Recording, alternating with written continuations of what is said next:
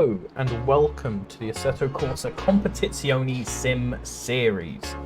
I am your host, Gareth Rontha, and today we're coming at you from the fantastic Suzuka circuit in Japan for the first round of Season 12 and our Pro Split. Onto a much less enlightened Suzuka Ferris wheel here. Sponsored by Coke Zero, not us, the Ferris wheel. I wish. If they want to send me some free Coke Zero, that would be great. If not, I prefer Pepsi Max anyway. So hello everybody, thank you for coming along. We have a great and interesting field coming today. You can see them all just bounding out of the pits to get on. In first there we have Bollywinkle, a new driver to our series. Tristan Bollywinkle. Some of these guys I don't know the names of super well, so I'll have to be remembering them, especially first names. He's Gridfinder Racing. We've got a lot of car changes as well. Shane Thomas back to... Oh, was that a Henley? I'm not letting you get away with that, Henley. I'm not letting you get away with that. Shane is back into the BMW, so he's pretty happy about that. We've got Jamie Nuttall, our reigning champion here. He's in the Bentley now. Alan Noah has moved to the Aston Martin from the Audi, I believe he was in last season. Got a few more of them guys. Mr. T still in the Nissan. Oysten Brennan has moved from the Mercedes to the Ferrari as well. We've got Alvarado back in his Honda. Guillaume Hamling, along with Steve Hughes, have moved to the Mercedes as they're driving in one of the big endurance leagues. I'm not exactly sure.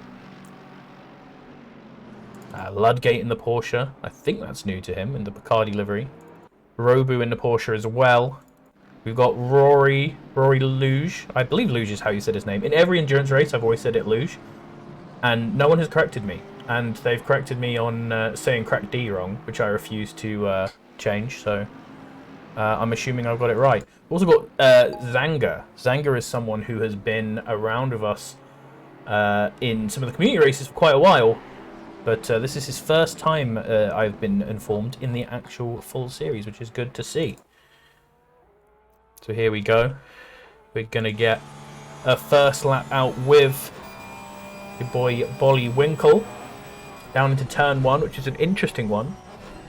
Because turn 2 sort of acts as just an exit to turn 1. A little bit of a wiggle there as he goes out onto the exit curb to start the famous S's. Lots of lifting and coasting through these corners. Very hard to get them exactly the same every time. And can lose a lot of time if you're not careful. It looks like all in third gear there from Bollywinkle. In some cars you need to change a little bit. You're sort of right at the limit between second and third in a lot of cars. Now down through Dunlop to the famous Degners. First corner, oh, a lot of curb taken there. Can't take that much in the Ferrari. And then the second one you've got to be a lot smoother on. Get a good exit. Not quite too far. Very easy to get track cuts on some of these, or to clip the gravel with your wheel. Up and braking into the hairpin. Got a bit of everything on this track. The slowest corner here could be a struggle for some cars with less effective traction control systems. Can be really easy to bog down coming out of there. Now just a very unstraight, flat out section going into Spoon. By far the worst corner on the track. Really struggle to get right because it's not like, it's kind of like T1, but the two parts of Spoon aren't close enough for them to like feel like one corner. Weirdly, although turn 1 and turn 2 is named as two separate corners, it feels more like one corner than Spoon does. You need a little bit of movement in the middle to now 130R. Just a lift through there. Barely a lift, it seems, for the Porsche, but right on the limit of his top speed there. Not able to push out anymore. Nice and slow again through the Casio Triangle, one of the main overtaking points.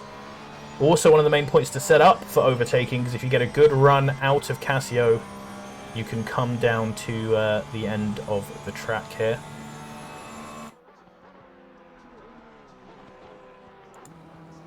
Let's have a look at some of these times then as we're starting to get them in. Jamie Nuttall goes fastest first with the 1:59.6. 1:59.5 comes out from Steve Hughes, really liking the Mercedes here, even though he was complaining about it just a few days ago. But he's really seemed to click with that in their last endurance race. They did a race around Silverstone a day or two ago. I think with RCI, or it might have been SimGrid. I can't remember. Anyway, Shane Thomas, a good position for him as well. The fastest of those in the 2 minutes. Bullwinkle, who we were on board with, is 4th so far. Hoyer in the McLaren, another 2 minute. And then Rory in 6th manages to put all of those front cars within a huge amount of time. From 3rd to 6th is just 3/10. Even less now that Ollie Henley's slotted himself up between there. So nice set of times already.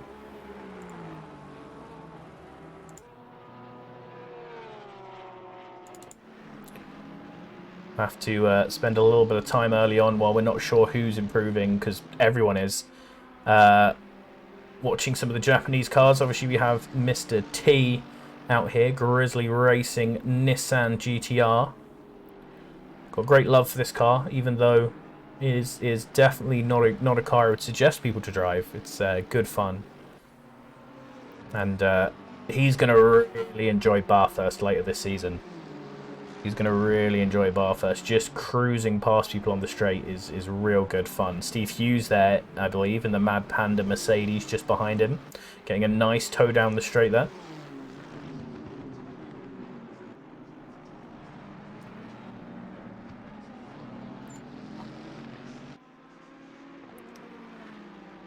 Mr. T coming with a decent improvement that will move him up a position or two.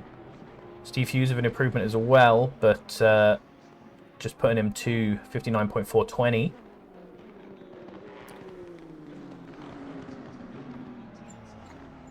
No Lexus in the field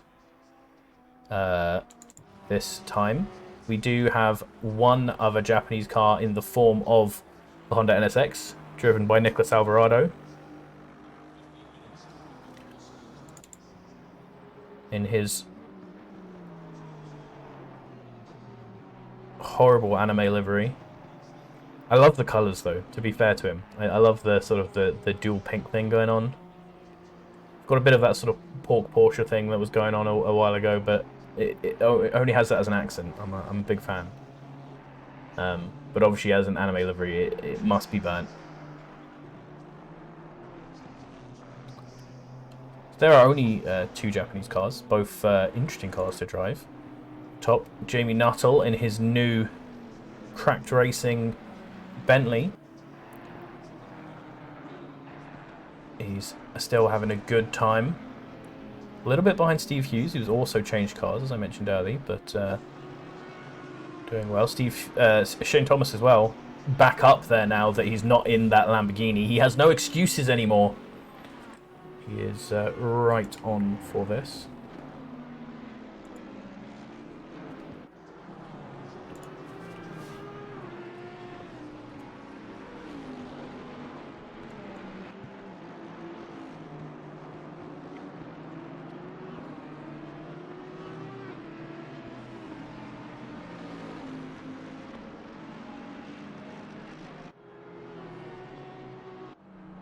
Martin Roundtree in the McLaren. Looking for a real big improvement. He's on a 2:015 right now, but coming through 130R has almost a second up on his time. So if he can hold on to this or even gain more through Casio, that could put him nice and high up there. He could be looking for about 14th. Nice run through there. Did gain time. Whole second of improvement, so good work there by Martin Roundtree. I always get confused by how long it takes them to get to the finish line here. I thought he'd, for a moment there, I thought he'd thrown away his lap earlier on. Andre Dixon Chen in his distinct GG livery. He's going for another one as well.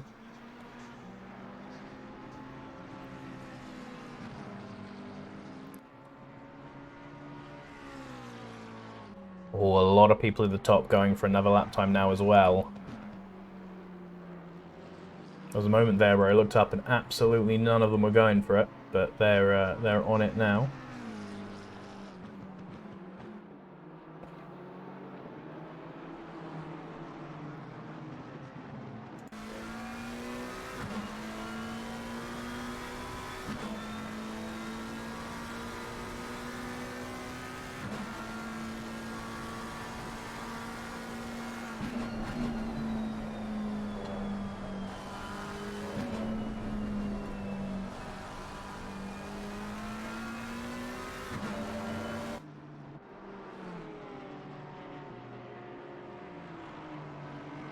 So who's up on their time? Eric Larson down in 25th right now. He's a good 6 tenths up. There are a couple of drivers nearer the bottom who are going for it. Guillaume Hamling in 18th is going for a decent improvement. Dixon Chen, obviously, who we are watching, in 15th. Nicholas Alvarado in 14th, also going for an improvement. Jack Harvey, all these guys on about 2 tenths up. Jamie Nuttall looking for about 2 tenths up. But Steve Hughes is actually on an improved run right now as well.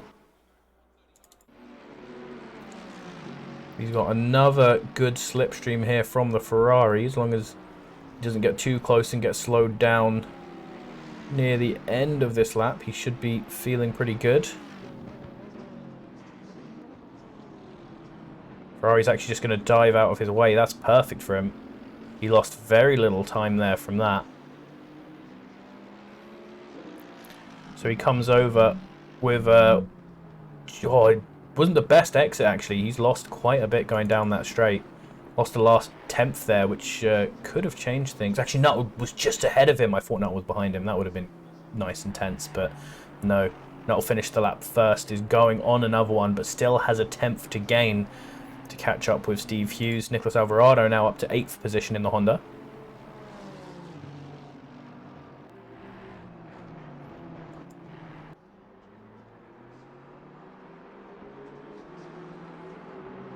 Nicholas Alvarado, actually, so far, you saw him really pounding that curve in the first Degner.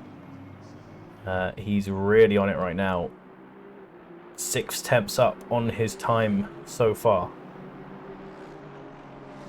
Although, as we're saying that, Steve Hughes, he's looking 4 tenths up.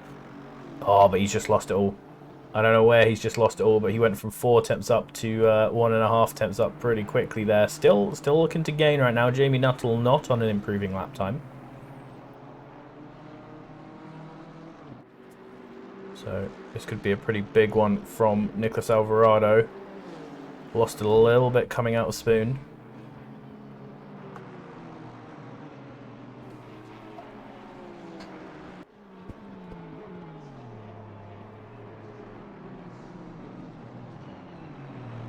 Clambering right over the curbs there. This is a little bit coming out of the chicane, but is pretty consistent. So this can be a pretty big one. He's going to be up towards the top 3 there. He does just manage to get ahead of Ollie Henley.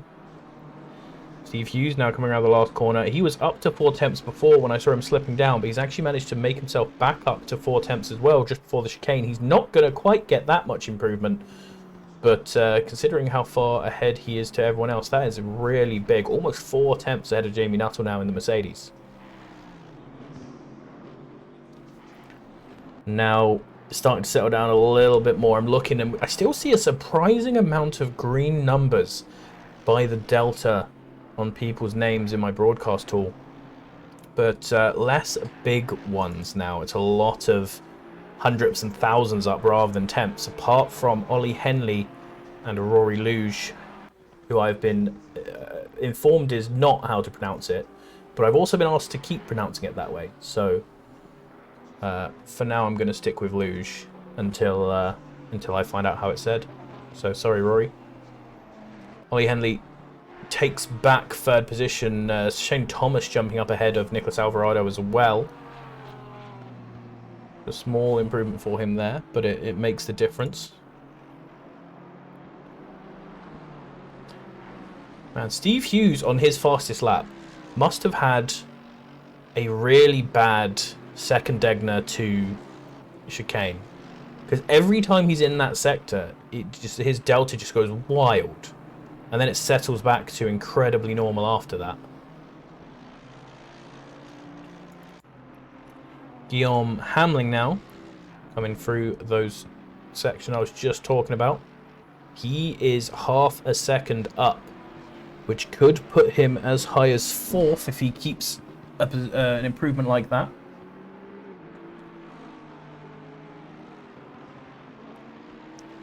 Mercedes proving to be pretty nice round here, so no excuses for the man in yellow, the Bumblebee.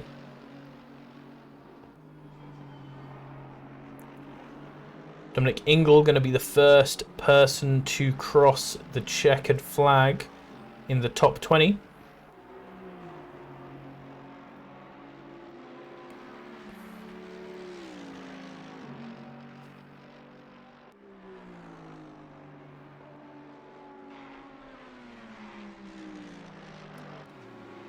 Guillaume closing up to 6/10 improvement as he comes through the chicane.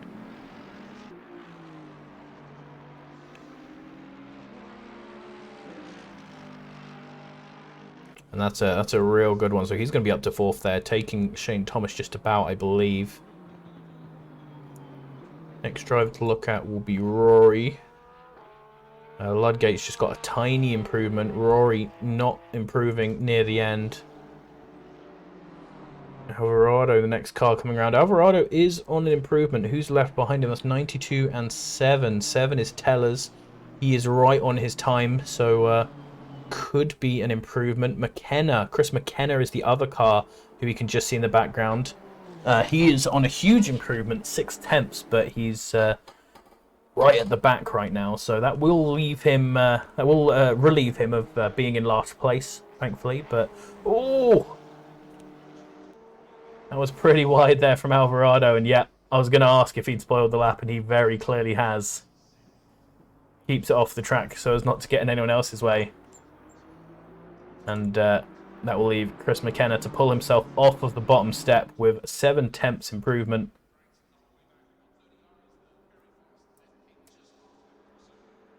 There we go. That, ladies and gentlemen, is our grid order for the race.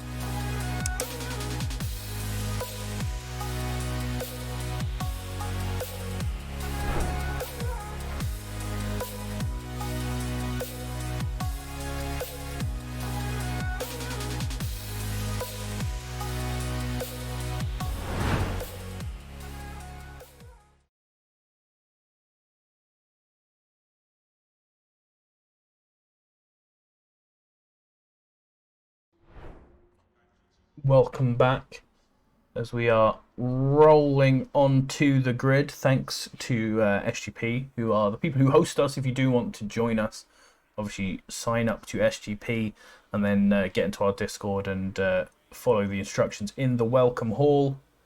We have on pole position.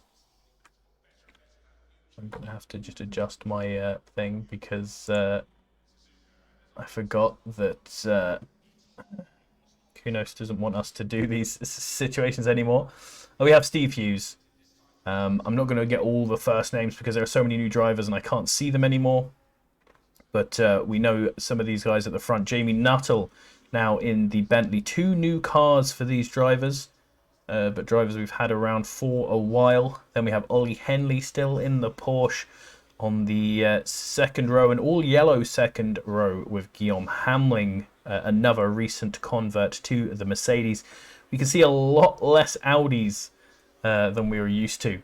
Shane Thomas picking a very boring standard BMW colours, starting the third row ahead of Nicholas Alvarado in the Honda. Then we have another 2 Porsches of Rory and Bullwinkle. Hoyer, who I believe is new. I don't recognise Hoyer, so shout out to him in 9th position, just ahead of Mr. T in the Nissan. And then we have the first of our Ferraris, driven by Brenham, who has left the Mercedes, as so many people have gone to join it. Jack Harvey then, in a very artsy BMW livery, before Sam Fleety, who is another person who's left the Audi, hopping into Ferrari. Good to see some Ferraris so far up, just ahead of Dixon Chen in 14th. Walters in 15th. And with the sound of the engines going, that means our boys are going to be heading off the grid. So we're going to hop to a little ad and then come back at the end of the formation lap. Thank you everybody for watching, and I will see you guys soon.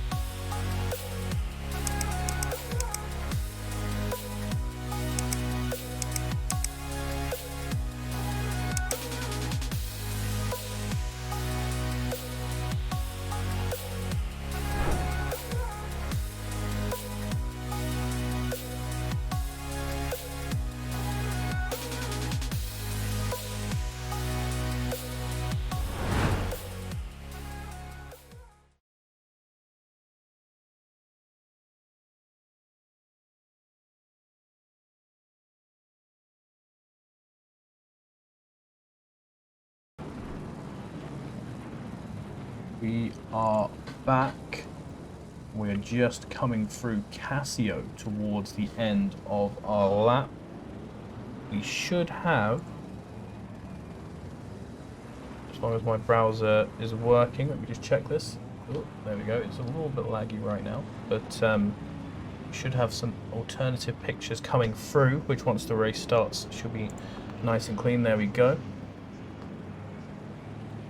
Once the race starts, he'll be tabbed in the right way, and then it should be good. There we go. Look at that. Look at that.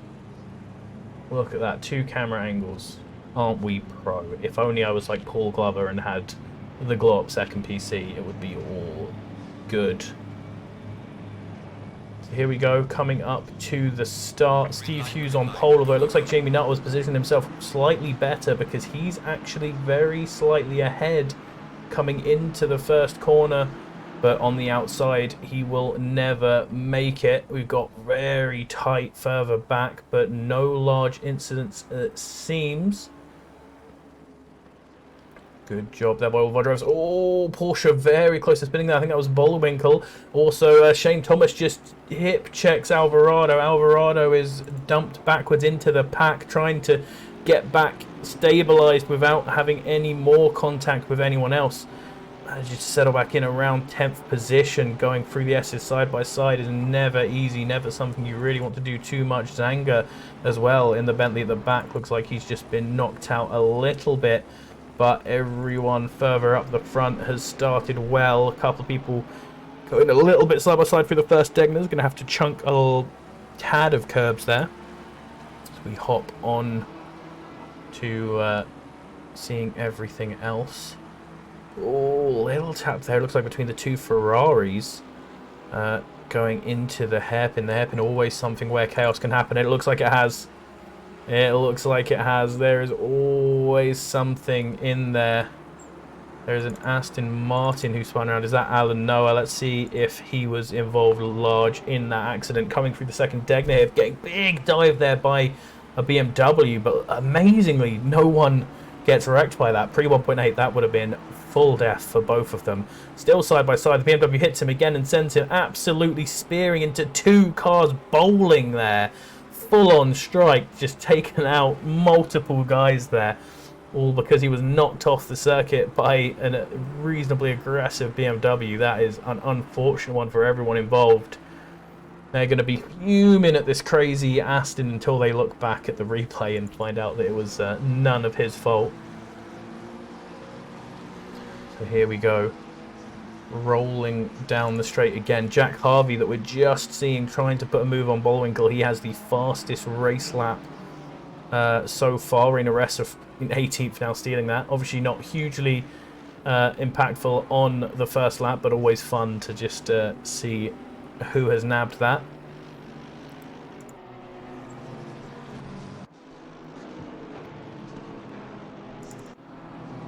Reina Ressa in the Ukraine liveried car here, just chasing down the Days of Thunder, I believe it is, livery. Two very colourful yellow BMWs.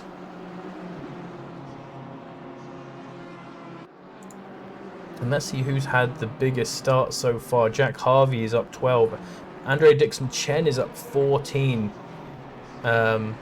Or it's started. It's up from 14. Sorry, he's up 3 from 14. It's up from, and Harvey's up 4 from 12 to 8th.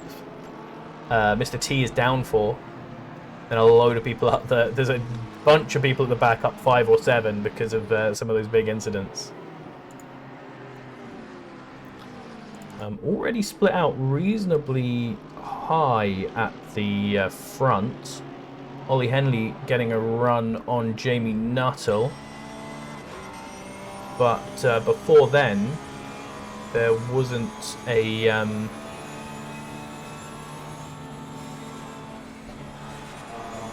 huge amount going on there. Suzuka, very difficult track, so clearly our guys struggling to follow quite as close as they maybe otherwise could have.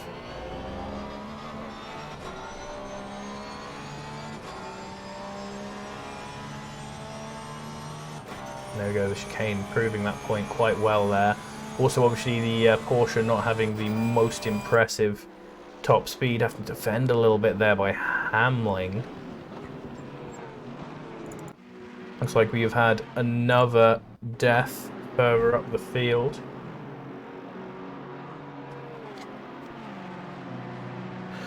So this is Sortulus. Sortulus coming through 130R.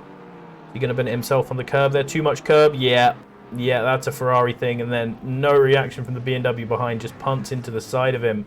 And he's left stranded at the side of the track to watch everyone else go past. Backs off there just to make sure everyone else can get past. So here's Jack Harvey. Ooh. He's going to be chasing down Bullwinkle still.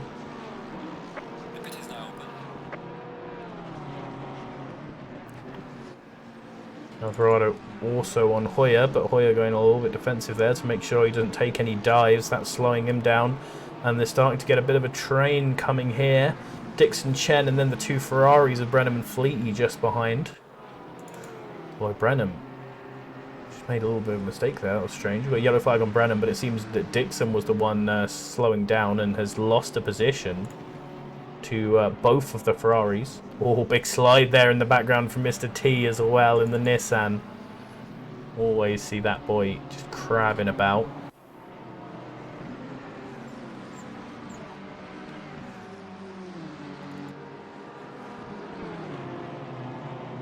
The two bright yellow BMWs are catching up to their own little fight here. Walters looking on the inside into 130R, and it's actually fully around Robu. This clearly took too much speed into there though, because he's then fully into the wall.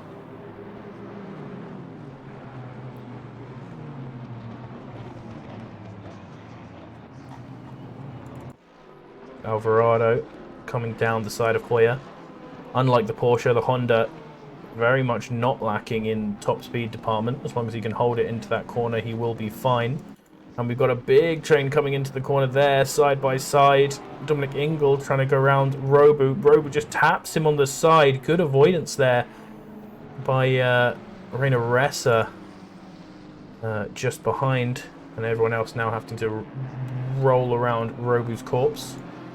So he gets back on the way in the middle of this pack. Brenham, still the leading Ferrari, is now taking Hoyer, who's just gone wide. Oh no, Hoyer spun. Oh, didn't catch anyone out there. That was lucky, because he went straight across the track into the wall. That could have caught a few people.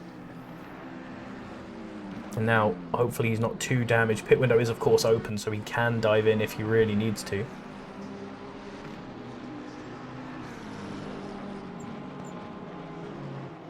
We already do have a few people in the pit. Alan Noah, John Walters, Martin Roundtree, and Eric Larson. All in the pits early, so they're going to be going for a bit of a recovery drive on the next set.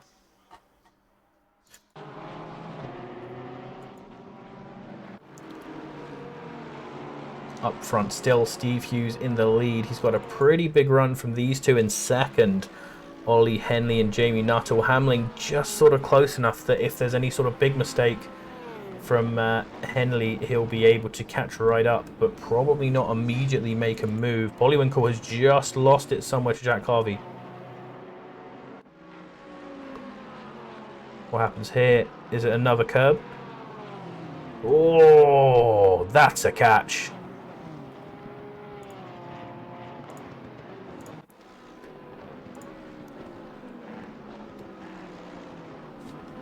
So we're back live, and Bollywinkel is amazingly still live himself in 8th position here for Grid Finder Racing. He's now got some work to do. He has Alvarado trying to make up for his incident at the start, chasing behind him, and he now has Jack Harvey ahead of him, who was right on his tail for the whole first part of the race. So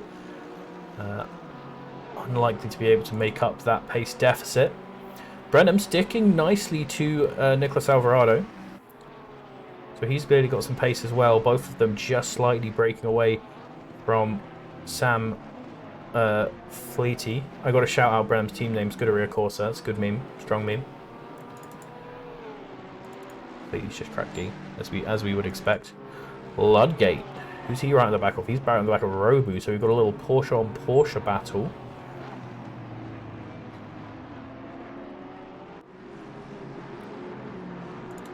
Oh, oh, oh, what's happening here?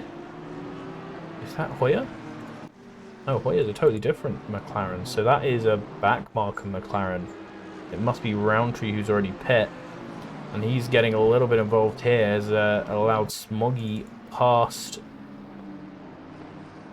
Reina Ressa. So Smoggy up into 16th place now. So they were getting all caught up together at the hairpin.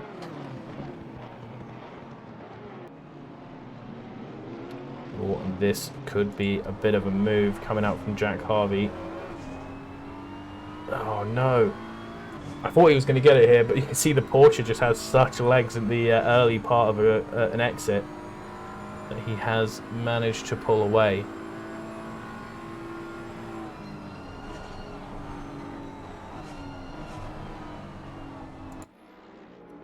The Porsche looked like he was having a bit of a struggle through the chicane there.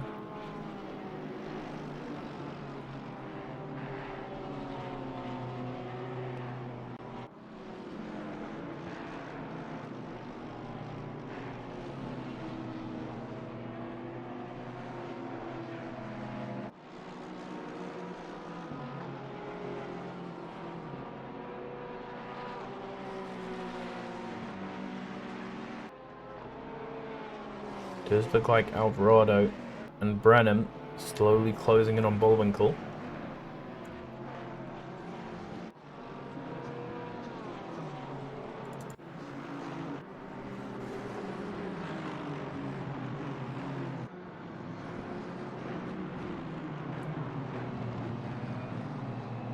I don't think our livery's that bad.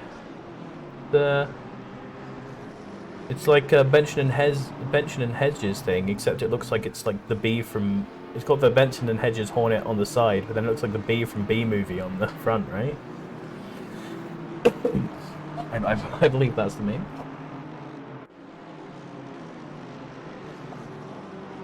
Oh, been an incident for Chris McKenna.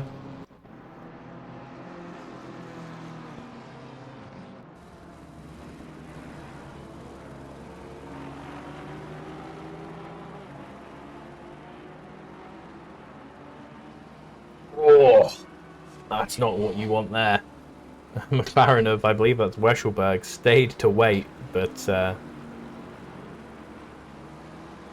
ends up creeping past before McKenna can get himself going again.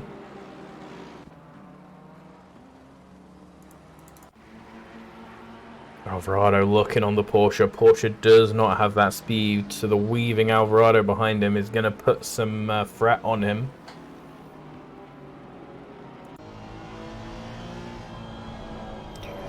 This is where the Porsche will really be able to pull away slightly from the Honda. But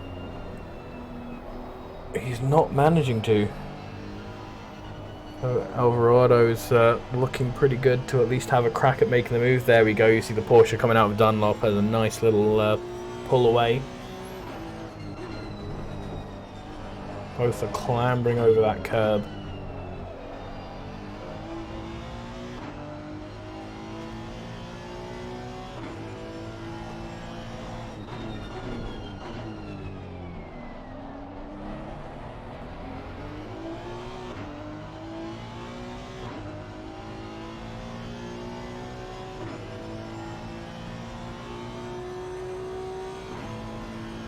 So obviously, throughout this whole half of the circuit, there's not really anywhere to make a move.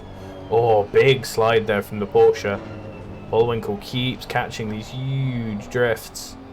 Didn't lose too much time from that one as well, which is pretty impressive, as Nicholas Alvarado now, though, is going to gain the time, and it all comes down to the exit from that chicane. Porsche very good at exits, but as you can see by the closing speed here, Honda very good at the other ends of the straights.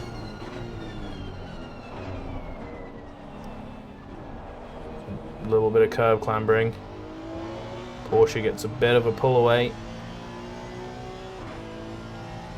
Goes defensive because even though he's pulled away really nicely there and Alvarado didn't have a good exit, he knows how much the Honda will catch up to him.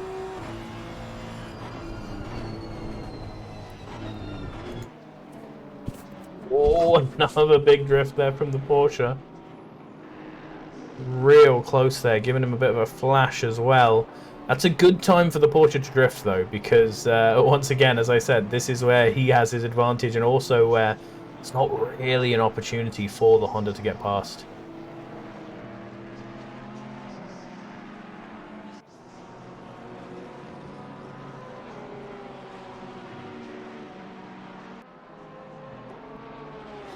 Clearly going to be the action point for now, though. The Porsche big on the curb, lost a lot of time. He's clambered straight over the grass, really strongly cut that corner. He's going to give the position up, I would expect, because he very clearly kept that by going off of the track. So he settles in between the Ferrari and the Honda, but now he is getting challenged by Brenham. Brenham not quite getting around him. He's just going to have to settle in behind.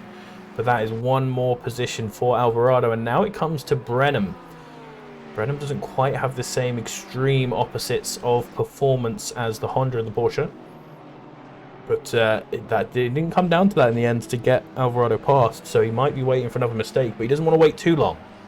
At this point, Brenham was hooked very nicely to the back of Alvarado.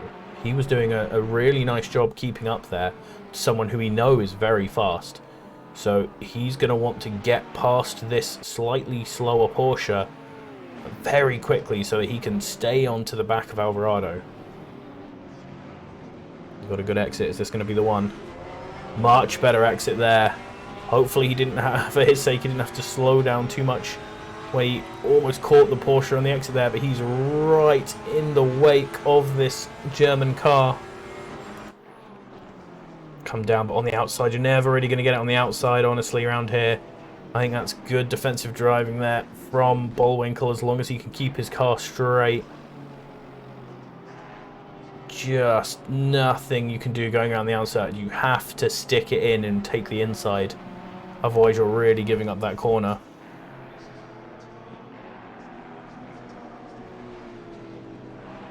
So one of the problems with the Suzuka circuit, honestly, is that the outside line there is so impossible. Because it can be really hard. Like, that is the best opportunity, is when you get a good run out of the chicane, but you can really be defended against quite well. Oh, but he's gone again.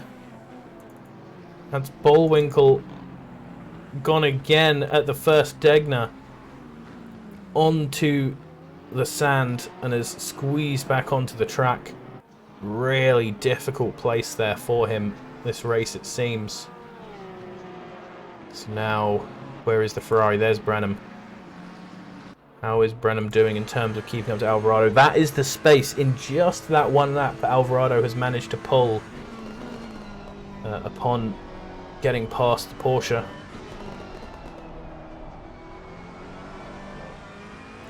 So Brenham's got a little bit of work to do after that. And here we'll see if Brenham really was just keeping up with the Porsche, or with the Honda, sorry, or if he does have the pace. Still, right behind him is Fleety in the other Ferrari, and Dixon Chen looking on with Mr. T. Then on the other side of the track, we have Shane Thomas, who is trying to chase down Guillaume, the Bumblebee Hambling.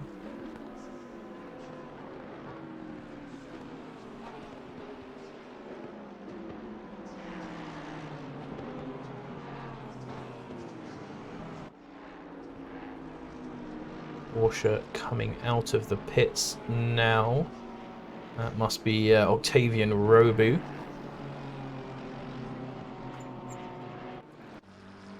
Okay, we're going to have to look at this because it looked like he was going really slowly there. So we'll see exactly what happened to Martin Roundtree. I know we've got some Roundtree fans in the chat. He's chasing down the Bacardi Porsche of Ludgate. Too much curb. Oh, we've seen that happen once before. Oh, Ferrari just dives around the outside not to destroy him. That was Sortulus. And how does he do? There we go. That's where I saw him going slow over there. We're going to see him back into last position, unfortunately. Bullwinkle also into the pits. There's about 5 or 6 drivers that we've seen go into the pits now, and leaves us with this being our main action on track. The Bumblebee and the BMW. Shane Thomas back into a car that he actually likes. Chasing down the Mercedes.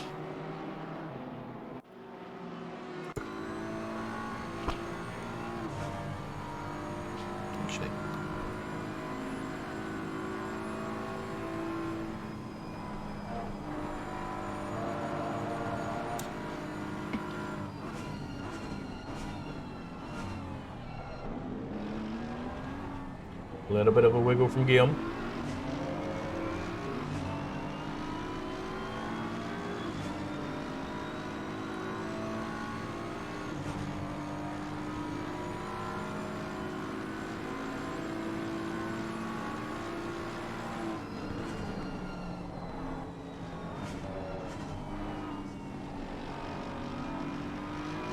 Shane Lambo Norris.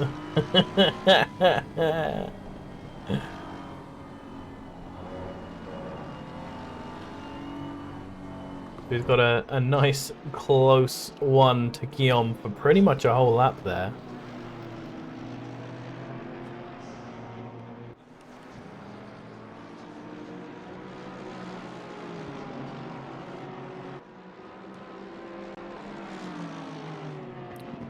Side by side, but on the outside, not looking great. Does slow Guillaume down a bit for the second Degner, and then just punted round.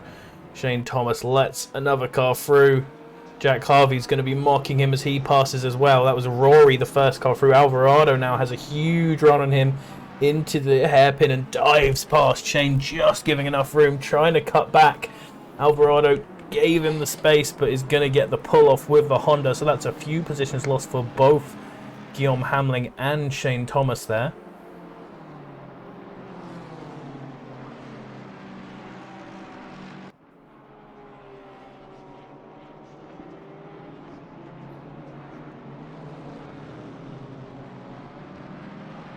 That has made a huge gap as well from our front three backwards. Further on, we have Ollie Henley still chasing down Jamie Nuttall, actually going for a move right there. He's on the outside. Or is that a back marker? That's 14. That is Jamie Nuttall, so that was for position. There's a back marker just ahead of them, but that was a dive into second position from Ollie Henley. Massive work there. Going defensive so that he can make sure that Bentley doesn't get back. Bentley's going to give up on it. Like I said, it's pretty much impossible going around the outside at turn 1. Even if it looks real nice from there, you've got to remember turn 2 is essentially just the exit from turn 1. And you'll get such a nicer run through there on the inside. And then into the S's. And then it's a big drop back from those guys to Rory, who was the first guy to avoid that chaos just ahead of Harvey. And then we have this train back here from Nicholas Alvarado down to the very much murdered Guillaume Hamling there. Didn't see anything for the incident between Shane and Nicholas at the beginning of the race. I was worried that there may be a bit of a penalty coming for that, but they saw it as a racing incident, which is good to see. But that murder of Guillaume will probably be ending up Shane in a bit of trouble, and he has a lot of cars right behind him.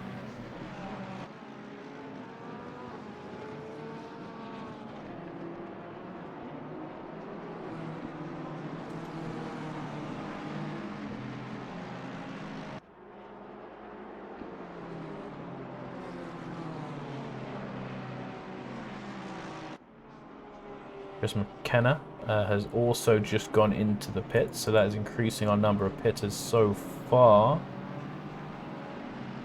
to 8. Looks like Octavian Robu has ducked out of the competition. Still 32 drivers to go. It's almost as if we didn't even have to increase their numbers.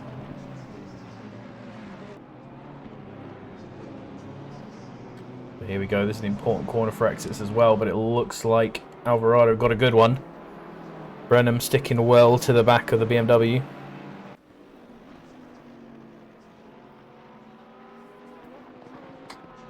Good to see some Ferraris up here again as well.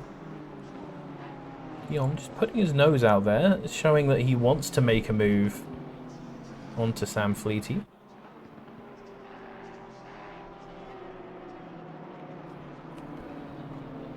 Mr. T and Smoggy in the pits as well. Smoggy, the last remaining Audi faithful in the pro split, so shout out to Smoggy. And Mr. T, the man in the Nissan himself. They're going to be our first sort of relative front runners to come into the pits.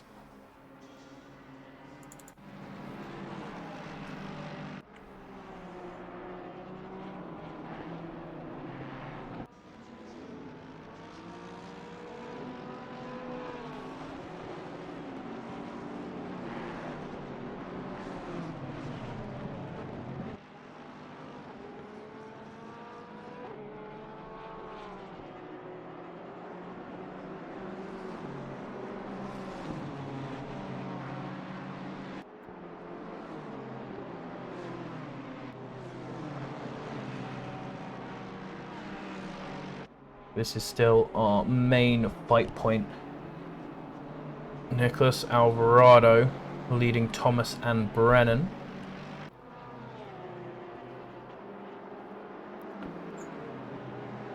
Down the order, we have a bit of a contest down here. With Mayer just being overtaken by Newman there. Christie in this Hornet Racing Aston Martin just behind them, and then Tellers and Dudley in 2 more Aston Martins. These are actually the top 3 Aston Martins here, fighting for 16th position. You can see Newman, or Mayer that is, just ahead of them. Looks pretty battered. I don't know what he's managed to do to his car, but he is not looking well. And Newman just pulling away. 3 BMWs followed by 3 Aston Martins. A bit of a dive down the inside there as well in the background by Tellers on Richard Christie. That is a nice one. Richard Christie dives to the pits, and I was just seeing as well as that was happening. Nicholas Alvarado and Shane Thomas have both dived into the pit lane. So those two pretty far up guys, pitting just before the halfway mark. Going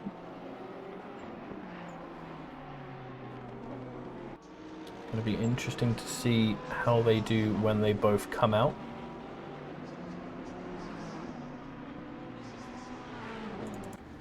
Alvarado just starts moving. Shane Thomas unfortunately ahead of him as he jumps out of the pits.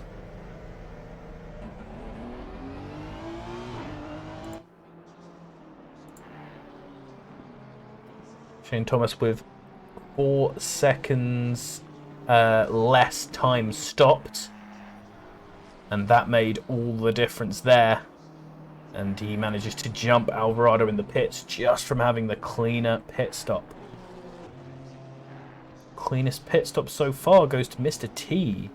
Actually, Mr. T and Shane Thomas, both with the cleanest pit stops so far. Mr. T was slightly better on the pit limit, though. It's interesting to see. So taking a few more risks there. Steve Hughes still in the lead, still with the fastest lap of the race, and Ollie Henley still in second as we see it just past Jamie Null. Rory Luge going into the pits as well.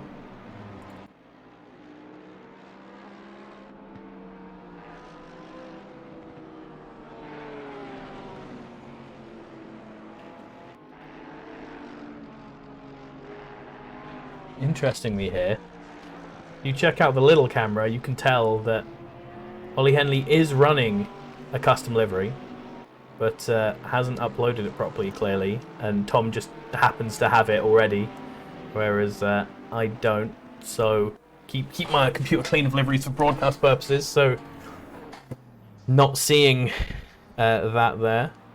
It's also, I just want to point out for Ollie Henley, if he ever watches this back, that livery is a terrible, awful livery that only bad people drive. Every time I see someone in one of those liveries, I'm terrified. I am always ready for carnage to just be caused by them. But Ollie hasn't done that so far, as we see most of the rest of the front of the field pitting. The 2 Ferraris, Brenham and Fleety, come out together. That looks like a much better pit stop for Fleety, though. He managed to catch right up to the back of Brenham again. Where is Fleety there? Yeah. 3 seconds faster for Fleety. Alvarado just snuck in between them, so yeah, really messed up there for Alvarado. He's lost a position, 2 positions in the pits. 1 to Thomas directly in the pits, and then 1 to Brenham when you include outlaps and such.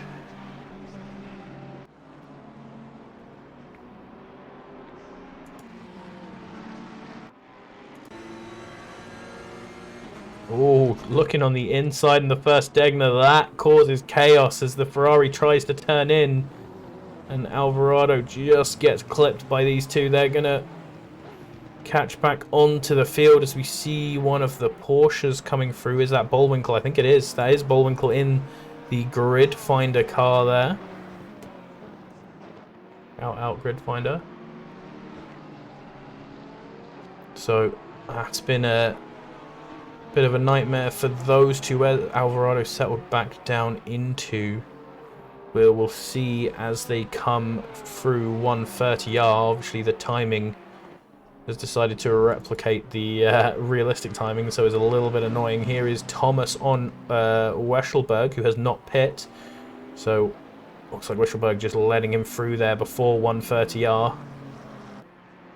Thomas with his 10-second penalty. So does Weschelberg, actually, for some sort of incident that we haven't seen. That will clearly be for punting Guillaume Hamling.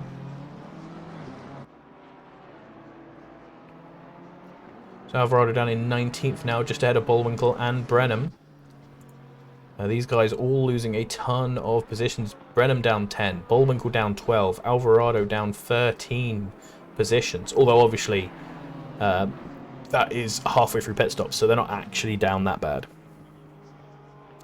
Guillaume Hamling and Mayer dive into the pits. Richard Christie right behind Newman.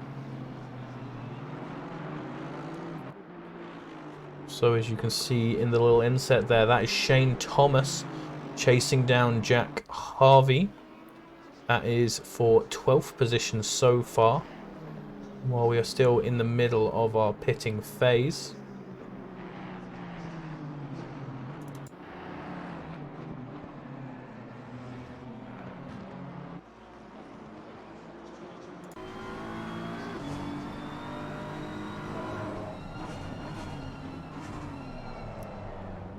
Down into the hairpin and actually almost alongside there, but not really much you can do around the side of the not straight there. Looks for the inside, has a better run of it towards Spoon. He's going to be on the outside for Spoon, but later braking just slots himself in front of the other BMW. But oh, better braking on the second half for Spoon. They tap wheels a little bit. Jack Harvey coming out of there better. That was a nice try from Shane, but not quite going to make it. He's going to go into 130R. He is. But not going to make anything. Jack Harvey taking a lot of runoff there to hold that position.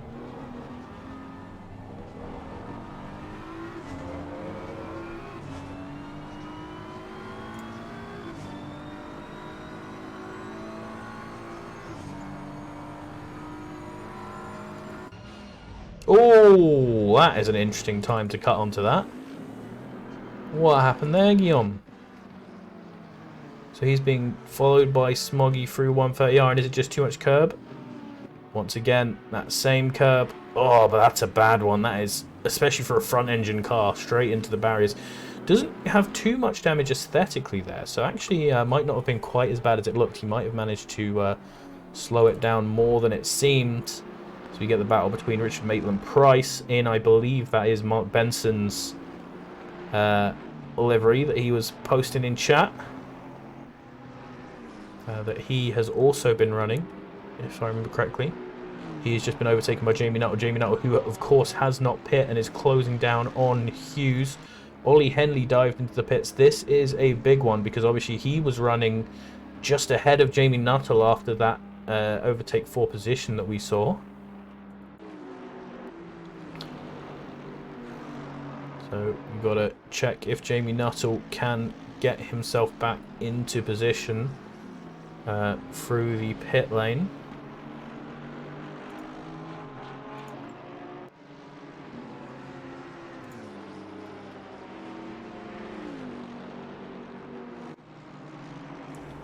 Coming around 130R. Ollie Henley is still in the pits. He has a really nice position though, so as soon as he gets moving, is Hughes round the last corner. There's Nuttall round the last corner. Ollie Henley has started moving. There is the leader passing him. Looks like he's going to stay in second. He does obviously have a lot less momentum, but he is now on that straight.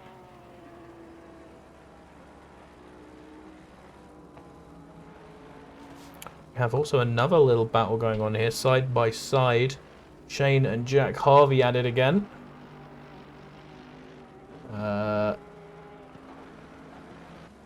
go. Got back to them now that everyone who was coming out of the pits has settled down in my timing tower.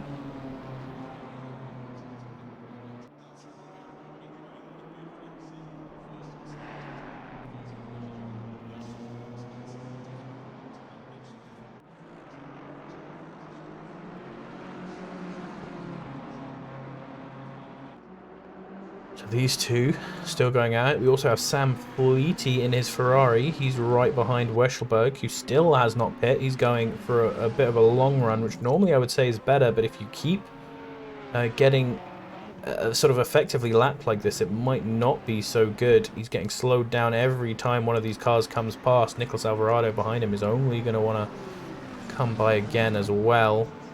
Brenham now side by side with Bullwinkle. It's just behind that incident we were seeing, but he hasn't managed to do anything there. A little bit rude with the pushing there. Bullwinkle actually flashing nobody to show his upsetness about being nudged a little bit. Brenham there just making the NASCAR move, giving him a push through the corner. Perhaps not the most sensible thing to do in cars with this many aero pieces strapped to the front and back, but hopefully in the sim that won't matter too much. A few more people pit now as well, to the point where a couple of people have pitted twice, and Weschelberg is the only person still yet to pit, as John Dudley has hopped into the pit lane. Twice I tried to click on him there and didn't see it. There's Guillaume Hamlin coming out of the pits for, I believe, his second time. Oman Racing with TF Sport. That actually looks like a nice livery. I can't get a super close view of it, but it looks pretty good. I'll try and maybe find one of those on track later.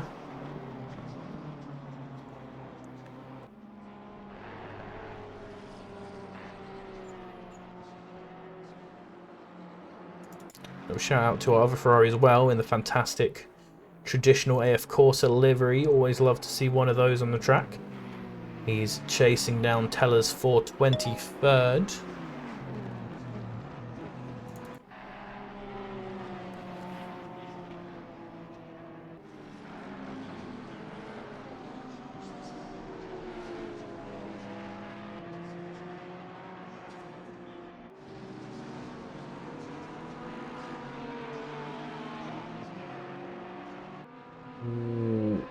On the inside again. We saw this go off very badly the last time we saw it. A little bit of a nudge. Pushed out wide for the Porsche. Bullwinkle. Oh, is he going to keep it? Doesn't lose too much there, but definitely a half spin. Showing his frustration as well there, being pushed wide. A lot of not a lot of space being given through that part of the track. You can already see the 10-second penalties sitting on Alvarado and Shane Thomas.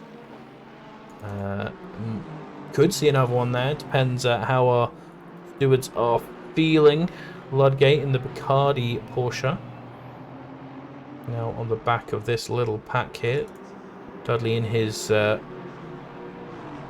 Oman Racing car.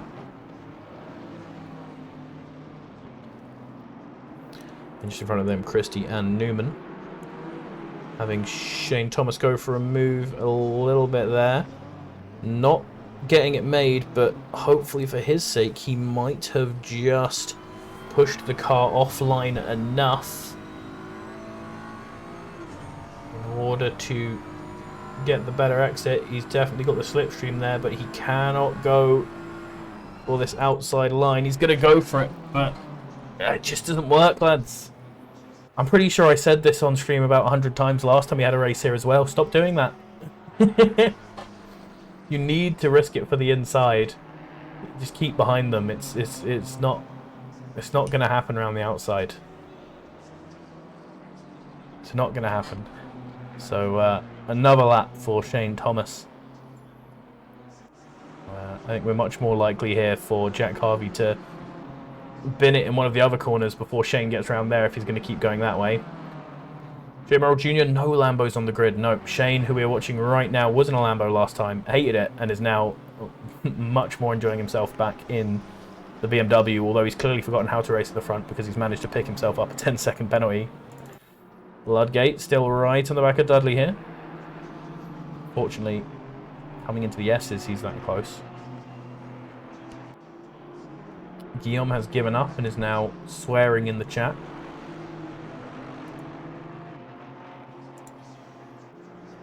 Unfortunate race there for the Bumblebee.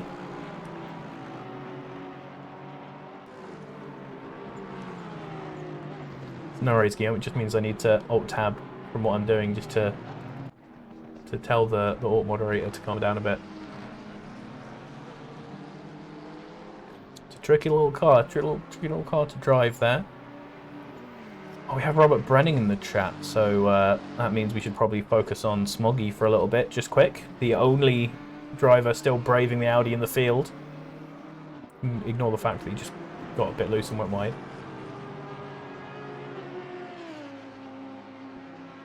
Yeah, he's doing it for you, Rob.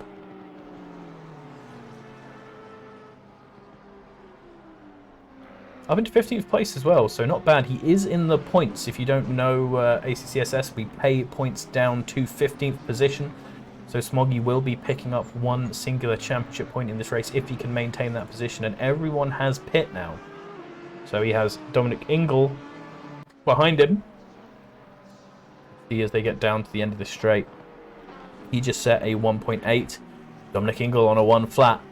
So this will possibly be another hot point near the end of this race. We may get to go back to Audi gang. As Guillaume complains in the chat. He's gonna pretend that I haven't been saying to him for a long time not to ditch the Audi. Good qualifying though. You were right up there until Shane copped his 10 seconds into the back of you. And hopefully for Shane's sake, he's not going to cop another one here. The 75 of, I believe that's Roundtree's car? I'm still getting used to the new set of liveries. That is Roundtree's car. He's going to get out of the way very nicely there on the hairpin, keeping this battle between Jack Harvey and Shane Thomas nice and close.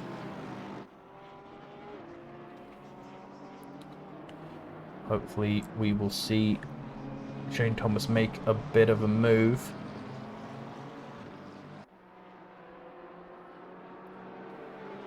Got another chance here. Let's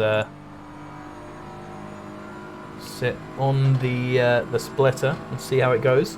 Getting nice and up close in the slipstream behind into 130R.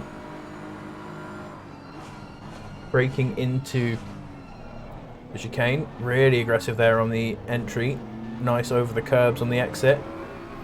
Didn't get a particularly better run. Oh, that little snap there just ruined everything. That little snap there over that bump. There's just a bump sort of as the pit lane goes down and the corner turns, and that is always the nightmare coming out of there. We've had a bit of an incident. Oh, no. Oh. Did Smoggy do the same thing? I saw two people yellow flagged there, and I thought they crashed into each other, but it turns out both of them just did the same thing separately. So that's Smoggy and Brenham out. And Brenham is going into the pits. He is really clonked. Let's get an interior shot. Oh, that's a bad interior shot, unfortunately.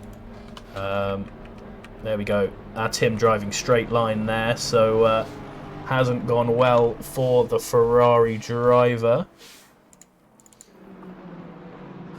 What's that done to Smoggy? Well, because actually... unless the standings are really messed up. I don't think they should be, because he's crossed the timing line from that. So Smoggy should be still in 15th position, I believe, because Brenham was ahead of him and binned it. So even though that incident let Ingle past, he still has 15th from that. The next driver will be Mayer, who is just behind him, but with a little bit of a battered up car himself. Setting closer times to Smoggy as well, so that has actually gone surprisingly well for Smoggy. He is less at danger than he was of losing 15th before he spun. Although if he hadn't spun, he would have still had 14th. Obviously, Shane Thomas now getting another chance going through 130R.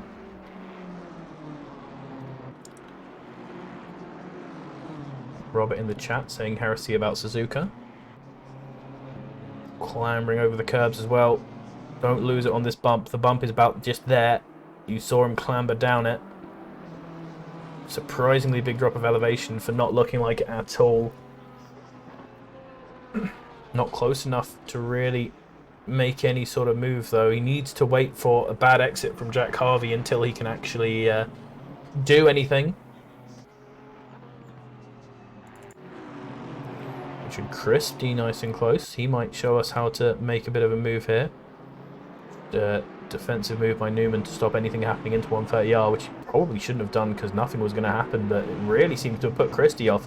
He now has two cars trying to go down either side of him. A bit clambers into the side of the first Aston. Let's have a Porsche diving down. Who is that? It's Dudley. So Ludgate and Dudley now side by side behind Christie.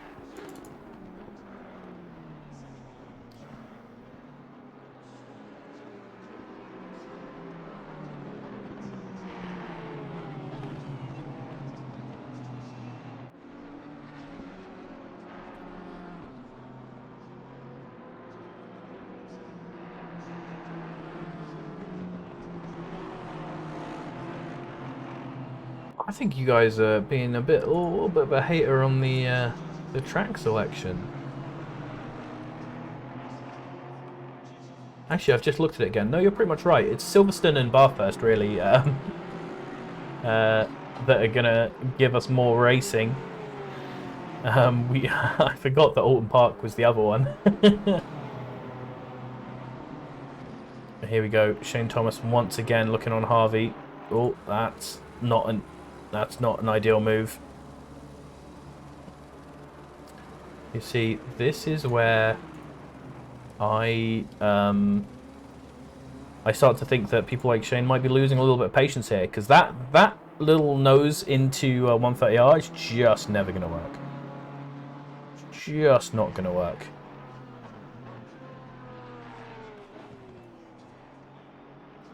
Because you're either going to back out of it, or you're going to cause like a monumental crash.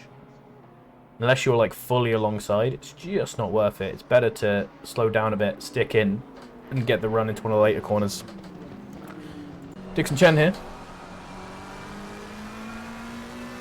Having a nice little battle with Sam Fleety for 7th position. T and Alvarado not far behind this either.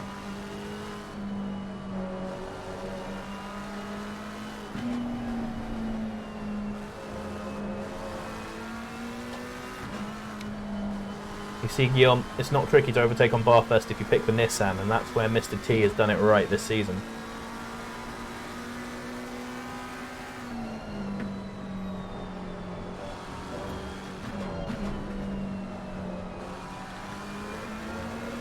A little bit of a wiggle there through the Ferrari. Both Ferrari and McLaren have to be careful through the Degnas against those curbs, so neither of them really having a huge advantage there.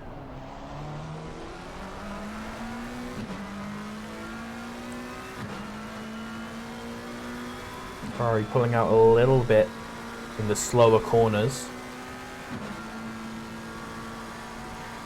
I think basically the difference between these two cars, the Ferrari gains in the slower corners and loses in just a little bit of instability. So as long as Fleety keeps it steady, should be pretty safe.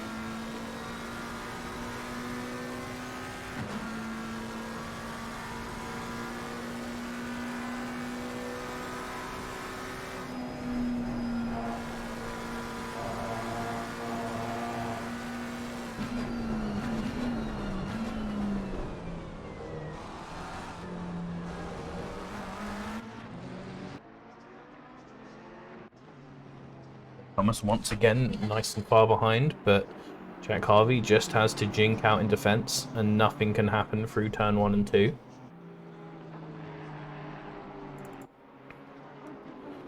Mr. T there, putting his nose in as if he's going to make a bit of a lunge there. He's managed to cap up onto the back of this train that we've got forming. Also, further out front, Ollie Henley is starting to just pull his way up towards Steve Hughes. He was half a second faster on that last lap. 2.1 to the 2.6 of Hughes, 2.7 actually, with 2.5 from Nuttall behind. These three really the fastest guys on track, just pulling away into the distance. The next fastest guys actually is that battle between Shane Thomas and Jack Harvey that we were watching. Jack Harvey having a little bit of a squiggly exit from the hairpin there. But nothing to be made of it, unfortunately. It's all about these next few corners. It's the exit of Spoon. So you run through 130R, more importantly, that chicane. That's where it all comes down to. Once again, got a bit of a look from Shane, although this time he's right alongside and slightly ahead before 130R. Which forces Jack Harvey to give a bit of way and puts him up into 5th position. So nice work there by Shane Thomas. Like I said, putting your nose in there is never going to do anything, but if you can get right alongside, you can do it. And he was more than right alongside there. He was basically passed before the corner.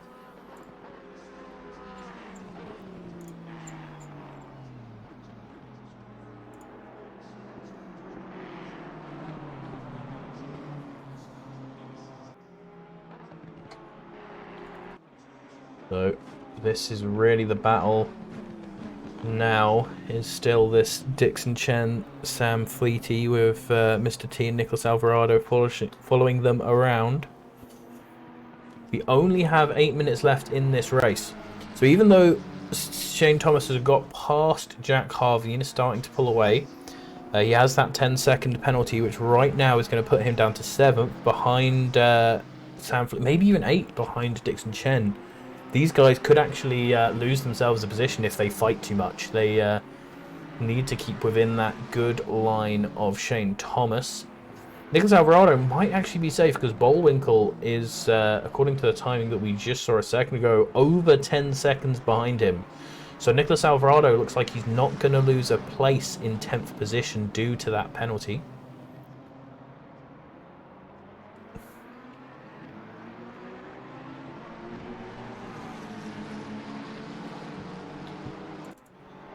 Got some Martin Hoyer as well. He's right on the back of the Ukrainian BMW, driven by Rainer Ressa.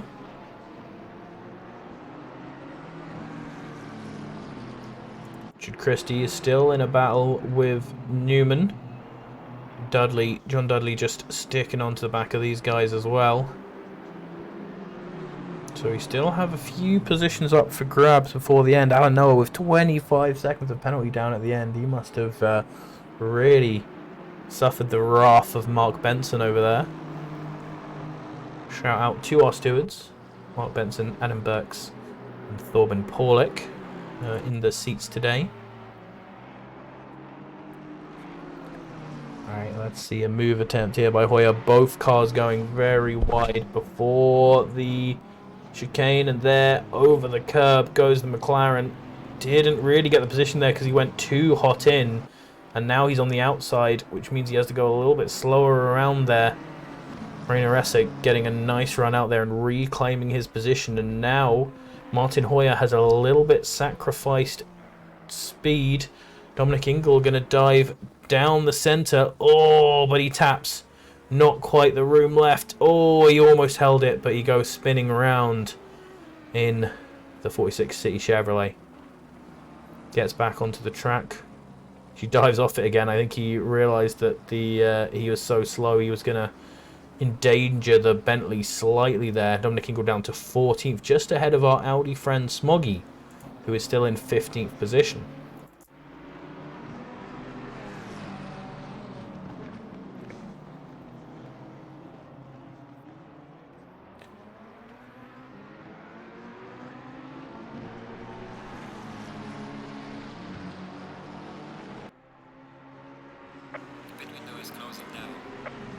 Pit window closing means that we only have 5 minutes left of this race, which at Suzuka means we're probably only going to have 3 more laps.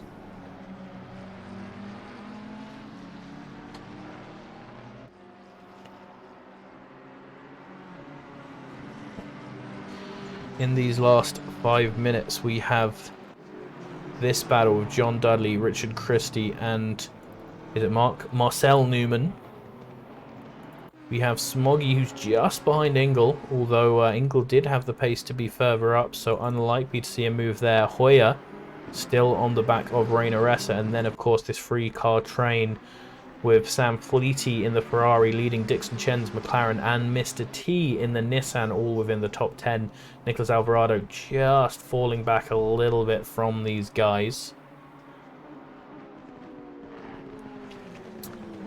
And then Ollie Henley is still keeping a decent touch of Steve Hughes, but Steve Hughes has put the pace on now. Last time we looked here, Hughes had just done a 20.7 with Henley on a 20.1, but those times last lap were absolutely switched with Jamie Nuttall just in between them on a 20.4. So all these guys running pretty consistently. Jamie Nuttall actually just within a couple of back markers there.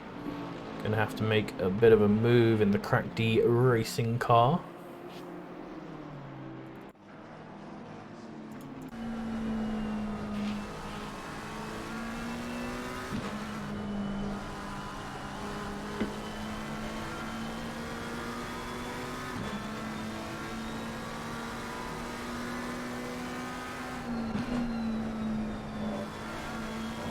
Ooh. A bit of a catch there, always terrifying. I almost threw my race away over that curb 2 days ago. Not going to see anything crazy done there. Reina Ressa is putting a defensive line, which possibly means that Hoyer might be able to sweep himself through. He's put himself alongside going through the not straight towards Spoon. But the BMW just has the slightly better drive and the better line. Having to go over. The way the camber of that road works, it's hard to take an outside line there.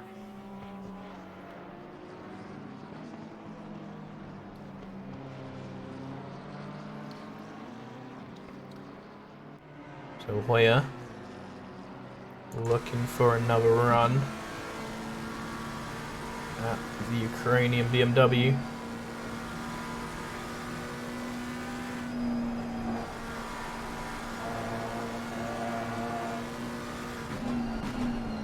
Just putting his nose in there for the mirror. Clambering over the curbs. Good exit from here and you might be able to make it, but really nice run through by the BMW. Reina Ressa just pulling away out of that corner.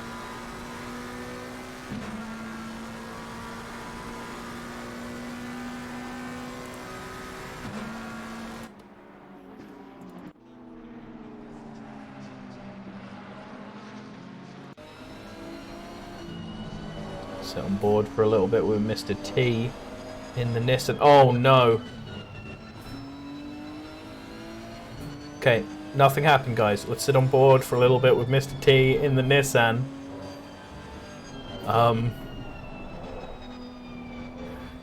He's doing fine and everything's going well for him. He's in 9th position in the clearly superior Japanese race car because he is leading this race of the Japanese manufacturers here. The Nissan ahead of the Honda.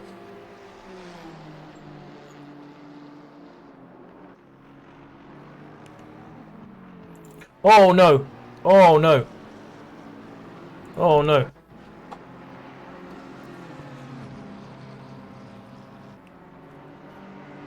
This is Hoyer, who was doing so well chasing down the Ukrainian BMW. You can see him falling a little bit there through the Degner, and it looks like maybe he took it a little bit too fast.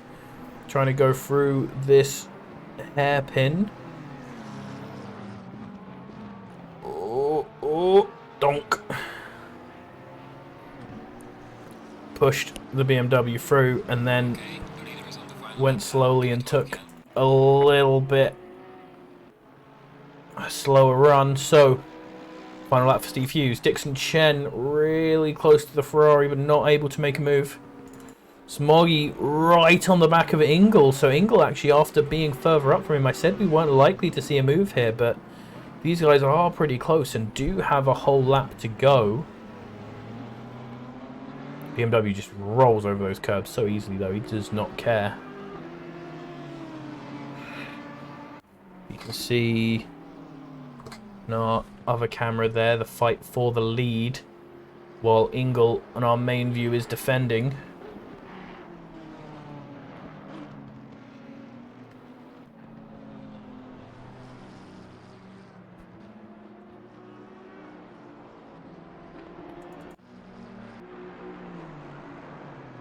Dixon Chen as well, still going for it.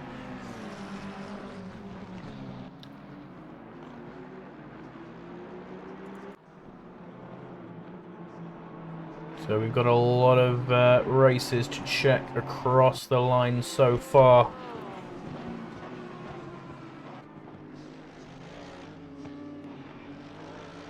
But, wrong car selected. There we go. Steve Hughes. Shout outs to him. His first race in the Mercedes is going to be an ACCSS Pro Split victory, just ahead of Ollie Henley. Coming in third will be Jamie Nuttall in his first race in the Bentley. And then you had a few back markers coming through there as Rory Luge takes the last corner. Apologies, Rory, for saying your last name wrong. You know.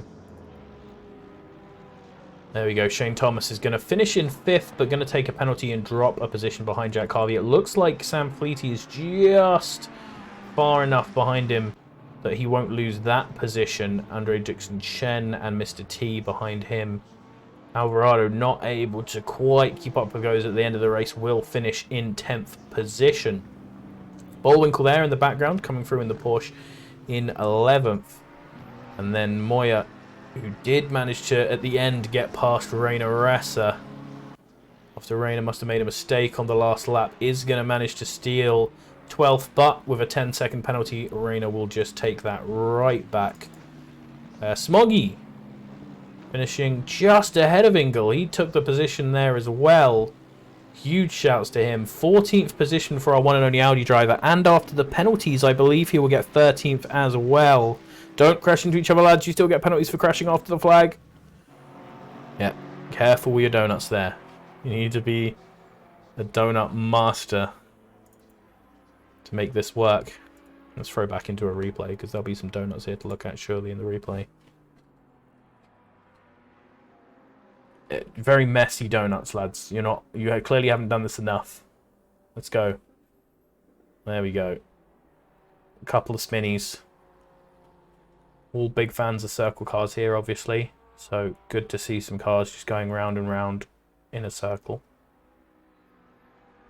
And there we go. We now have the timetable. Steve Hughes did win. Shane Thomas loses 5th position to Jack Harvey, but retains his 6th. Nicholas Alvarado down to 11th behind Bullwinkle.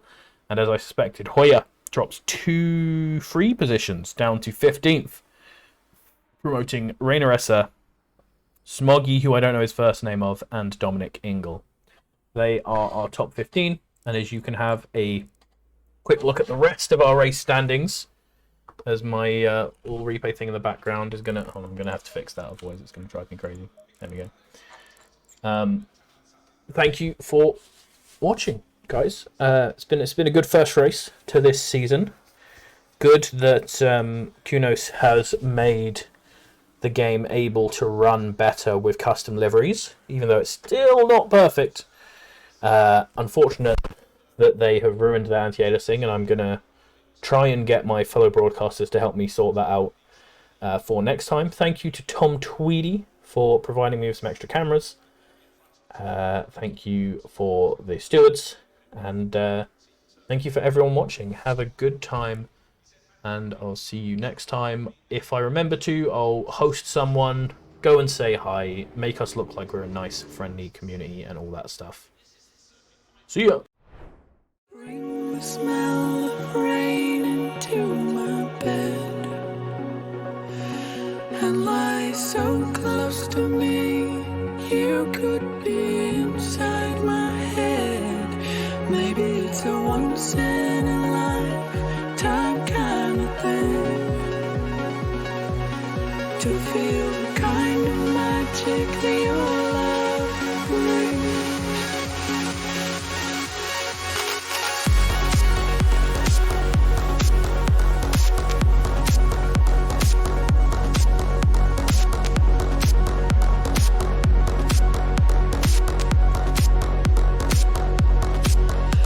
Someday